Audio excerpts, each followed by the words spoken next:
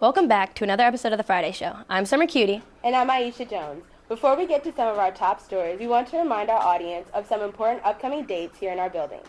Homecoming is less than a month away, with the homecoming football game set for October 26th versus Willingboro. And of course, the week leading up to the game is always exciting. This year's theme will be music genre. Several clubs and classes have already chosen their style. Class of 2014 has chosen History of Pop, 2015 with Jazz, and Spanish Club with Latin. Black History picked R&B, Interactive Club picked Reggae, Habitat Club Techno, and finally, FBLA chose Disco. Homecoming should be a spirited-filled week here. Yeah, I'm pretty anxious. A few other dates of interest for students. If you plan to take the SATs in November, deadline to sign up is October 3rd. Also, the deadline for PSATs is today, so if you haven't already talked to your guidance counselor, you still have time. Well, let's get right to our top story here on today's show. This past Tuesday was a record-breaking day for one varsity athlete here in our halls. That's right, Summer. Senior soccer standout Raquel Delgado scored her 27th goal in the team's 3-0 win over Willingboro. The goal made her our school's career leader in the category. Delgado commented on the feat. It felt amazing knowing that all my hard work finally paid off. I wanted to accomplish it since my freshman year, and when I scored, it just I realized that it finally came true. When did you begin to realize that you had a chance of setting the school record? I realized it my junior year when I was getting close to the actual number of goals in a career, and when I came back for my senior year and tied it, it came to realize that now that I tied it, I could actually break it. Congratulations to Raquel, and we'll certainly be tracking her all season on the show, as she's surely going to add to her total. And speaking of congratulations, they are certainly in order for the Hornets football team as they grabbed their first win of the season last Saturday versus Ewing. Here's Brandon Page with some highlights from the victory. We pick things up first quarter. Hornets waste no time getting into the end zone. Quincy Lambert races 41 yards untouched up the middle. Hornets up 7-0. Later in that quarter, now tied 7-7, but not for long. This time, Lambert bounces off the right side, got some key blocks, and races 33 yards for the score. Hornets up 14-7. Second quarter, Hornets quarterback Dennis Clark connects with sophomore wideout Taro Gaither for an 18-yard touchdown, putting the score up 20-7. Still second quarter, the Hornets are on a roll. Zykeem Sims with the pick six bolting down to the end zone for a 30-yard touchdown. Following up on the defense, Sean Brooks fights through the offensive line and takes down Ewing's quarterback, ending the day tying the school record with 3.5 sacks. In the fourth, they finish strong. Tyree Johnson with the deep catch finishes with a 31-yard touchdown for the final score of 34-7, evening their record 1-1.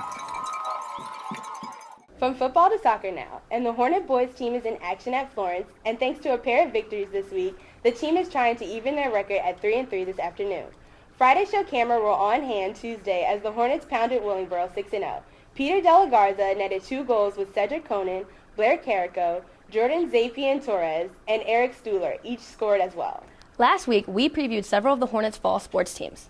This week, we conclude our look at the teams as we drop in on the girls' tennis team. And of course, Aisha, your Hornet cheerleading squad. Yes, our team has a different look this season, and we graduated many seniors from last year's team.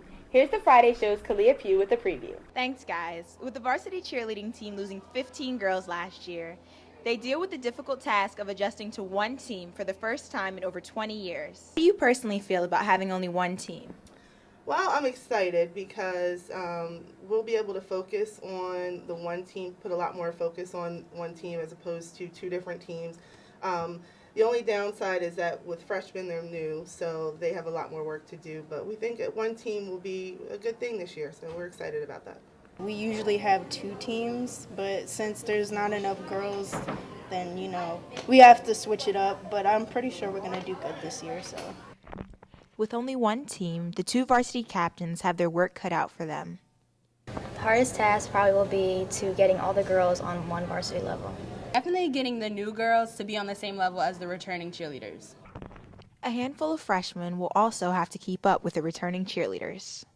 What do you feel is the hardest task about being on varsity as a freshman? Definitely stunts. It's a lot harder to learn new things that I was never taught before. What are your goals for this season? My goals are to work together as a team and look good at all the games. I think we need to work on stunting and motions. That's the most thing.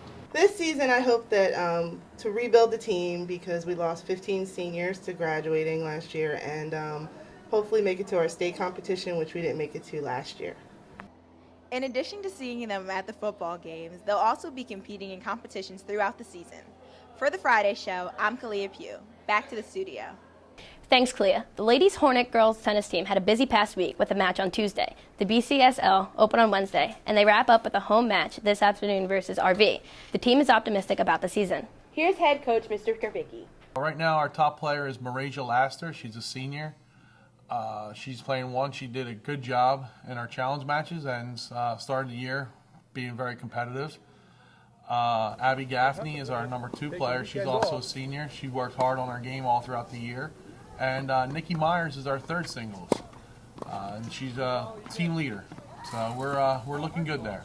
Every year our goal is the same, is to get better with each match. And the way we're going to achieve that is by practicing hard and doing the right things. We have a lot of skill out there, but we just need to bring it all together and make smart points. And I think we'll get better as the year goes when we get a little more match play in. From sports to the classroom now. And here at PTHS, Block 3 and 4 is divided into a lunch and what's called an SRP for most students in the building. But not everyone is in favor of the student resource period. The Friday Show's Kevin Emmons took to the halls to gather opinions of students and staff on this controversial topic. As you may know, SRP has been around this school for a long time. It's a period dedicated to students for studying and getting work done, commonly known as a study hall. However, there are mixed feelings among students and staff about its effectiveness. I think they're not beneficial for most students. I think most students use them to take a nap, eat a snack, listen to music, text. I think SRP on its own is a really great idea. I just don't think that the students really take advantage of it. I think it's pretty cool. I mean, you get a free period to do what you want, but I wish that we could actually talk and do stuff. I feel it's good, but it's bad at the same time because people take that time to walk around instead of actually doing their homework. I feel SRP can be very helpful for kids who actually utilize it for the right reason. Many people also believe that there are better alternatives for an SRP. Have a little recess, play a little football, talk to girls, have maybe an extra 30 minutes for lunch to converse with your friends. An activity period makes sense. You know, we have a lot of clubs here, and rather than have kids stay after school for a club, during their activity period, their club could meet. Recess, maybe you go outside, play some football, and everyone do something recreational. Maybe there could be a better use for them. I think it's a nice break in the day, but I think that maybe students could take like half-period electives or something like that to fill in their time. As you can see, there are mixed feelings about SRP. We'll see in the future if anything changes, if any alternatives are put into action. For the Friday Show, I'm Kevin Emmons. Back to you guys. Thanks, Kevin. And hey, if you finished all your schoolwork and literally have nothing to do in SRP, our next segment may be just what you need. Throughout the year here on the show, we'll be introducing you to some smartphone apps that can come in handy for you. This week's is brought to us by Friday Show correspondent Christine Martin. Have you ever heard the saying, communication is key? Well, the Friday Show's newest segment will really put your communication skills to the test. The app is called Heads Up, and it can be played here right on my phone. It's basically hardcore charades. I hold the device on my head like so, after choosing a category, and with the people I'm playing with have to somehow communicate as many of the words as they can, all within 60 seconds. If I get the word correct, I tilt my phone downward. And if the word or phrase is too challenging, I tilt upward to pass, like so. This week's video is from our very own television production class with Mr. Tallarico behind the iPhone. Let's see how well he did with his chosen category, Sports Legend.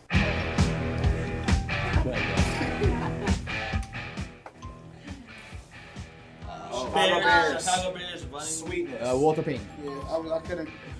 Oh, boxer. Sugar is his. Sugar Ray Leonard. Sugar Ray Robinson. Greatest shortstop of all time. Yankees. On the Yankees. Nice. Mickey Mantle. No. Nick DiMaggio. Jeter. Yeah, let's go. Tennis, U.S. We don't know. Sampras. Agassi. McEnroe. Connors. Come on. Keep him coming. Pass. I think he was a boxer. Like he's a boxer. Rocky Marciano. No. Pass. Pass it. Oh yeah, he's a boxer. Fought Muhammad Ali in Africa. He's in the grill. Foreman. Yeah. Oh, track.